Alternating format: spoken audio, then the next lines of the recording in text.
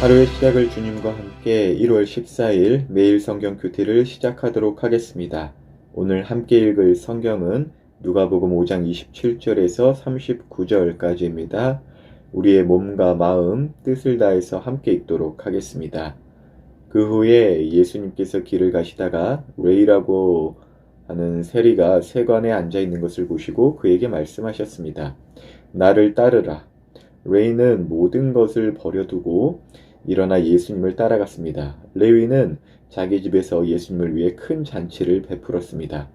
거기에는 많은 세리들과 그 밖의 사람들이 함께 음식을 먹고 있었습니다. 바리새파 사람들과 율법학자들이 예수님의 제자들을 비방하였습니다. 왜 당신들은 세리들과 죄인들과 더불어 먹고 마십니까?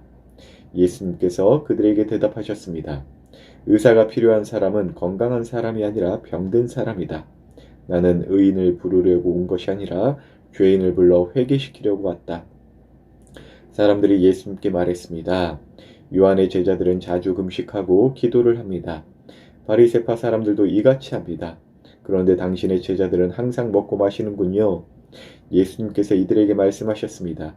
신랑이 결혼잔치에 손님들과 함께 있는데 이들에게 금식하라고 할 수 없지 않느냐? 그러나 그들이 신랑을 빼앗길 때가 올 텐데 그때는 금식할 것이다. 예수님께서 이들에게 비유를 말씀하셨습니다. 아무도 새 옷에서 한 조각을 떼어내어 낡은 옷에 붙이지 않는다. 만일 그렇게 하면 새 옷은 찢어지고 새 옷에서 떼어낸 그 조각이 낡은 옷에 어울리지도 않을 것이다. 아무도 새 포도주를 낡은 가죽 부대에 넣지 않는다. 만일 그렇게 하면 새 포도주가 그 가죽 부대를 떠뜨려서 포도주는 쏟아지고 가죽 부대도 망가질 것이다. 새 포도주는 새 가죽 부대에 넣어야 한다. 아무도 묵은 포도주를 마시고 나서 새 포도주를 원하지 않는다. 왜냐하면 묵은 포도주가 더 좋다라고 하기 때문이다. 오늘 본문에는 돈에 미쳐서 예수님이 지나가시는데도 일을 하고 있는 한 남자가 나옵니다. 그의 이름이 레이라고 합니다. 레이라는 이름, 크리스찬이라면 다 아는 이름이죠. 바로 하나님의 성전에서 제사를 맡은 지파의 이름입니다. 오늘날 목사님과 비슷하죠. 그래서 이 레이라는 남자, 돈에 미쳐 일만 하고 있는 이 남자를 레이 지파의 후손이라고도 이제 보기도 합니다. 그런데 자신의 그 이름대로라면 지금 하나님의 성전에서 예배를 맡아야 할 사람이 세리라는 직업을 갖고 살고 있네요. 당시 세리란 세금을 징수하고 거두는 이제 사람이었는데 그 옛날 우리 그 일제 강점기 시절 당시 그 매국노들 있잖아요. 동족에게 같은 민족에게 세금을 거두어서 일제에 바치고 부를 누리던 사람들 그 사람들과 비슷한 사람이었다는 것이에요. 참 이스라엘 사람들에게는 나쁜 사람이고 천대를 받는 사람이 저 세리라는 것이었죠. 그런데 저 사람은 왜 세리라는 직업을 갖게 되었을까요? 정말 저 사람이 레이지파의 후손이었다면 지금 목회를 해야 하는데 돈에 미쳐 일만 하고 있어요. 왜 그럴까요? 생각보다 간단합니다. 그래야만 이제 먹고 살 수 있으니까요. 그러니까 당시 성전을 맡아 섬기던 사람들, 그러니까 예수님께서 육신으로 오시던 그 당시에 성전에 있던 사람들은 사두개인이라는 사람들이었는데 이 사두개인들은 스스로가 사독의 후손이라고 막 칭한 사람들이었어요. 그러니까 사독이라는 사람은 이제 옛날에 그 다윗을 왕으로 세우는 데 일조한 제사장이자 솔로몬에게 기름을 부어 왕으로 세운 정말 국가적인 어떤 국가의 정체성을 드러낸 대제사장이었던 인물이거든요. 그 사독의 후손이라고 이제 스스로 막 칭하며 나타난 어떤 부류들이라는 것이에요. 근데 이들은 천국과 지옥에 대해서 절대 말하지 않습니다. 그리고 천사나 어떤 영적인 일, 어떤 신앙에 대해 그리고 부활에 대해 생각하지도 않고 말하지도 않았어요. 철저하게 세속적인 교리로서 정치인들과 연합한 사제들이었고 또 귀족층들이었죠. 그러니까 이 사두개인들이 이제 종교의 어떤 지금으로 말하는 어떤 목사님들처럼 그렇게 있다 보니까 유대교의 부패가 일어났겠죠. 그래서 그것에 한탄하여 등장한 부류가 여럿이 있는데 그 중에 영향력 있는 단체 중에 하나가 바로 바리세파, 바리새인들입니다. 바리새인들은 이제 오늘날 카톨릭의 단어를 사용해서 말한다면 당시 일반 평신도들의 어떤 모임인데, 그러니까 쉽게 말해 이거예요. 아씨 뭐 이렇게 목사들이 이렇게 타락한 거야. 정치인들과 연합해서 뭐 신앙 뭐 천국 지옥 뭐 이런 거 말도 안 하고 그런 건 없다고 그러고 천사 영적인 일에 대해서 하나도 모르고 이건 뭐 미친 거 아니야? 그래서 우리는 저 타락한 존재들과 구별된 존재들이다. 라고 이렇게 말하면서 이제 구별되다라는 뜻의 바리새라는 그 단어를 붙여서 바리새인이라고 하였죠. 그래서 이들은 일주일에 막 2번씩 금식하고 뭐 철저하게 그 율법에 율법을 더해서 이제 어떤 종교의 정체성 자신들을 지키려 했는데 그들도 이제 영향력이 커지다 보니까 또 이제 정치인들이 그것을 이용해야 되잖아요. 그 정치인들과 연합하고 또 큰 영향력을 지닌 어떤 단체가 되다 보니까 저 사두개인들을 하고는 이제 대적을 하면서도 또 때로는 협력하는, 그러니까 마치 정치, 왜곡된 정치 집단이 돼버린 거죠. 보수와 진보의 어떤 정치 진영처럼 하나의 당이 되어서 막 싸우는 것 같다가도 막 서로 협력하다가도 막 이렇게 돼버린 거예요. 근데 여기서 진짜 레이지파들은 뭐 하고 있었을까요? 원래 하나님께서 명령하신 하나님의 성전에서 예배를 맡고 또 말씀과 기도를 맡으라고 하신 그 진짜 레이지파들은 뭐 하고 있을까요? 선지서를 이제 구약의 선지서나 이제 마지막 후반부 유다와 이스라엘의 마지막 후반부 내용들을 보면 특별히 말라기서를 보면 하나님께서 11조 왜 이렇게 안 내냐고 이제 화를 내세요 백성들에게. 근데 왜 그러냐면 그 11조는 레이지파 곧 하나님의 일을 맡은 제사장과 레인들의 생계를 위한 것인데 백성들이 그것에 관심을 갖지 않게 됩니다. 이유는 여러 가지가 있을 것이에요. 뭐 쟤네들을 뭐 일도 안 하고 왜 우리가 계속 저런 걸 바쳐내야 돼?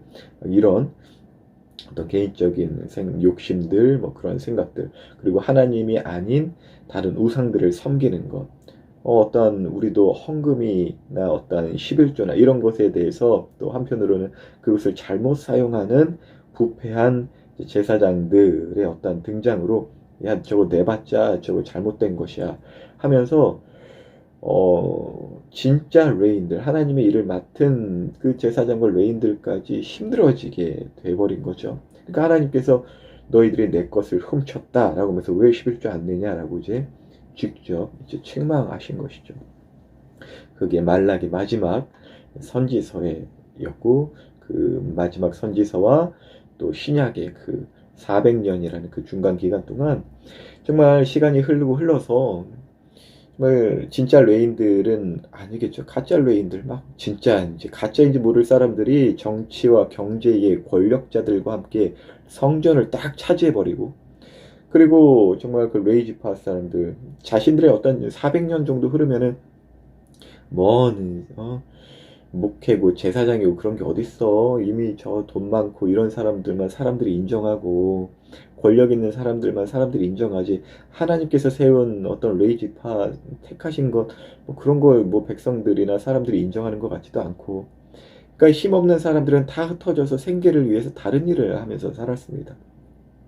물론 다 그럴 건 아니죠. 그 안에서도 하나님께서 섭리로 이제 하나님께서 세우신 제사장들도 있었고 하지만 이제 그러한 일들이 아주 복잡하게 얽히고 설켜서 다 섞여 있었다라는 것이에요.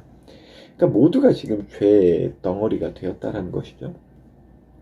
그런데 저 이제 레이라는 그 거룩한 이름을 가진 저 세리가 어떤 억하 심정인지 동족의 피를 빨아먹는 그 세리 매국노가 돼버린 겁니다. 저 레이라는 저 남자 사연을 한번 제가 당시의 상황이나 또 어떤 학자들의 이야기를 갖고 뭐 상상하고 추론해 보았는데 뭐 단순한 상상과 추론이 아니라 그러한 일들이 있었다라는 어떤 사실의 근거에서 지금 나누는 건데 참 어떤 면에서는 야 그래도 그러면 안 되지 지금 목회자가 굶어도 교회에서 굶어 죽던지 해야지 막 하면서도 또 저렇게 타락하면 안 되지 막 하면서도 한편으로는 이해가 되는 부분들 분명히 있어요. 예전에 제가 이제 그 학교에서 이제 설교를 하는데 그 중에 내용 하나가 좀 생각이 나더라고요. 그러니까 이제 저도 젊은 사역자 중에 하나지만 이제 젊은 사역자들이 너무나 쉽게 이제 부모 세대를 비판하고 특별히 이제 돈 막 그렇게 하고 막 돈거리는 것만 갖고 막 그런 악착 같은 그 부모 세대의 모습을 정말 그 부모 세대의 사연도 모르면서 함부로 비판하고 뭐 기복신앙이다 뭐다 교회가 이렇게 커서는 안 된다 막 이런 내용들이 그냥 함부로 막 쏟아져 나오는 그 시기에 였을 때 그 시기 때 이제 제 차례가 되어서 제가 설교를 하는데 그러한 내용들을 함부로 떠들지 말라라는 내용을 갖고 설교를 했었던 것 같아요. 그러니까 왜 6.25를 거치고 7, 80년대를 거쳐서 오늘을 사는 부모 세대의 그 치열함, 그 치열함이 단순히 어떤 사람의 욕심, 물론 어떤 왜곡된 어떤 모습들도 표현되지만 하나님의 섭리 안에서 그것들을 볼 줄 알아야지 조금 더 우리가 더 배웠다고 그냥 그 우리의 지식으로 함부로 판단하며 떠드는 것은 이 나라를 이끄신 하나님마저 비판할 수 있는 위험성을 갖고 있다. 어쩌면 우리도 그 부모님 세대의 치열함과 정말 그 눈살을 찌푸리게 하는 그 돈돈거리면서 하는 그 악착 같은 하지만 그것 때문에 우리가 더 많이 배울 수 있고 또 우리가 더 편안함을 누릴 수 있는 것인데 그 더 편안함과 더 많이 배운 그 고상한 머리를 가지고 왜 부모님의 세대를 찌르는 데 사용하느냐. 물론 더 많이 배웠다면 부모님의 그 기도 제목대로 어떤 성숙한 크리스천으로서 또 교회와 나라를 잘 인도하고 이끌 만한 하나님의 말씀과 목회를 우리 젊은 사역자들은 지향해야 하죠.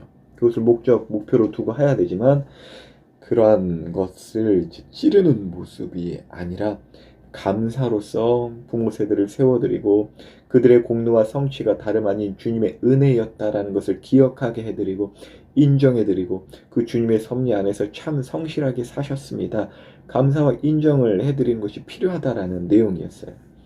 말라기서에 있는 내용이었죠. 완전 엘리야의 심령이었죠.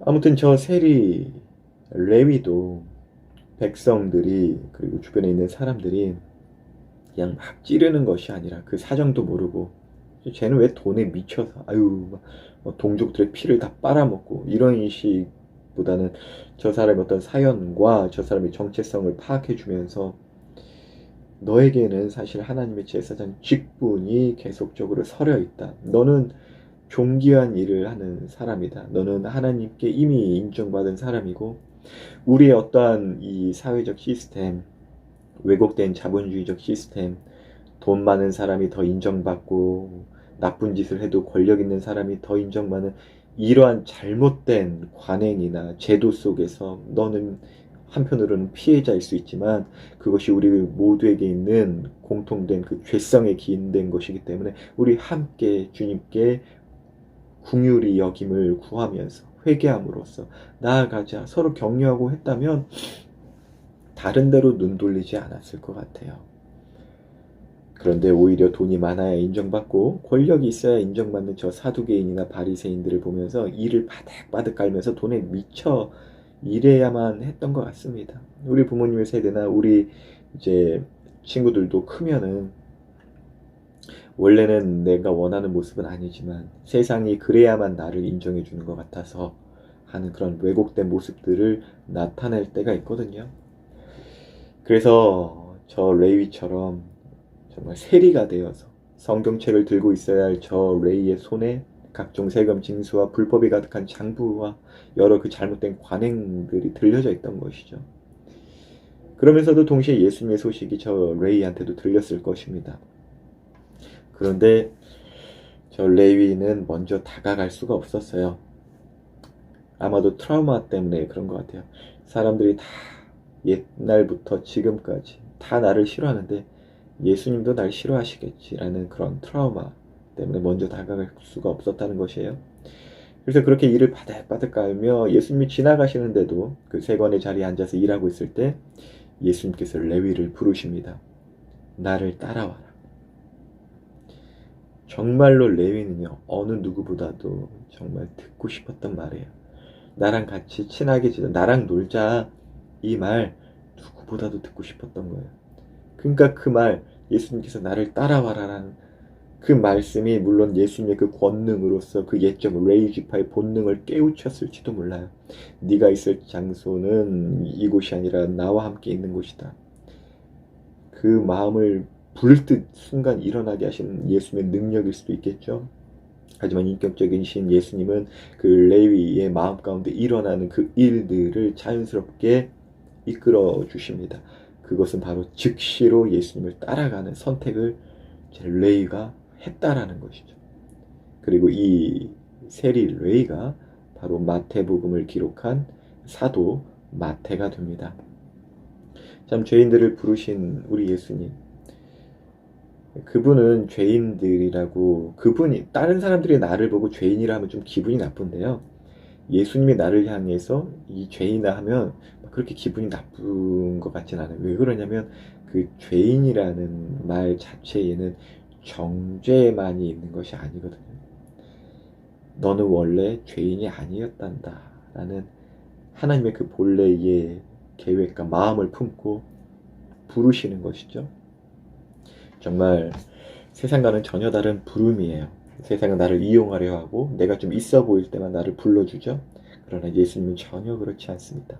나도 모르겠을 내 모습까지 임의하시고, 정말 사람들의 손가락질 하는 그 모습 때문에 우리가 기도하기조차 힘들 때 예수님은 먼저 다가와 주신다는 거예요. 예수님은 정말 다 아십니다. 너가 왜 그렇게 악착같이 사는지, 또 무엇을 필요로 하길래 그렇게 돈돈거리는지, 너가 정말 누구인지 나는 다 안다. 그래서 책임져 줄 수 있고, 그러기 때문에 넌 나를 따라와라. 그것이 즉시로 스스로를 죄인이라 여기는 자들에게 있어서 마음을 팍 치기 때문에 즉시로 따라가는 것입니다. 우리가 그러한 사람들이겠죠? 오늘도 이렇게 우리를 부르신 예수님 따라 또 다른 죄인들, 다시금 의인이 되어야만 하는 그 죄인들, 그래서 삶에 치열하고 힘들어하면서도 일을 바득바득 가는 그 사람들은 외면하지만 우리는 주님의 손과 음성이 되어서 그들에게 다가가기를, 그럼 또 오늘이 되기를 예수님 이름으로 축복합니다.